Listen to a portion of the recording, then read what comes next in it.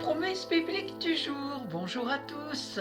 La clé pour ne pas se laisser abattre par les difficultés, c'est la foi. Un encouragement pour chacun d'entre nous. Parfois, tout autour de nous semble s'opposer à la parole de Dieu. Quand nous regardons ce que Dieu dit de nous et notre vie quotidienne, les difficultés financières, les problèmes relationnels, notre vie spirituelle qui bat de l'aile, franchement, nous pouvons facilement dire qu'il existe un grand fossé entre la vie que nous vivons et celle décrite dans la parole de Dieu. Alors, comment y remédier ? Faut-il perdre courage et laisser nos problèmes prendre le dessus? Non, surtout pas. Il ne faut surtout pas le faire. Si tu regardes tes défis sous un autre angle, tu pourras voir qu'ils ne sont pas aussi impressionnants que tu le penses. Dans 2 Corinthiens chapitre 5 verset 7, il est écrit « Car nous vivons guidés par la foi et non par la vue ». Nous sommes coéquipiers de Dieu.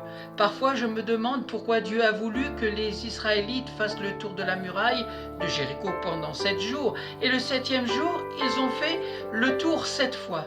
Oh, quelle fatigue! Non. Mais ils auraient pu tout simplement faire disparaître leurs ennemis ou écraser la muraille sans aucune intervention humaine. Il faut savoir que les pensées de l'homme ne sont pas les pensées de Dieu. L'homme charnel regarde du point de vue matériel, d'après ses 5 sens, mais Dieu agit selon sa grandeur, sa sagesse, son amour.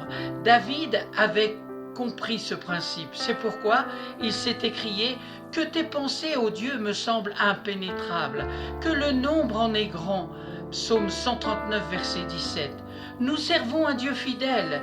L'ennemi de nos âmes, le diable, est peut-être puissant, mais lui, il est le Tout-Puissant. Et parfois, pour se confier en lui, il faut apprendre à faire taire ses 5 sens ou apprendre à fermer ses yeux humains et ouvrir ses yeux spirituels pour marcher par la foi. Pourquoi Dieu permet telle ou telle situation dans ta vie?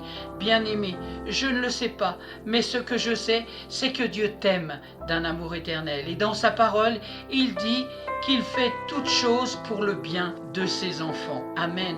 Merci Seigneur, parce que aujourd'hui encore, tu touches les cœurs, tu encourages par ton Saint-Esprit, tu donnes révélation de ta parole, tu donnes vraiment l'encouragement dont chacun a besoin. Dans le nom puissant de Jésus. Amen. Merci à vous d'avoir pris du temps pour avoir écouté Promesse biblique du jour. Je vous souhaite bon courage, bonne méditation de la parole de Dieu. Prenez bien soin de vous et je vous dis à très bientôt.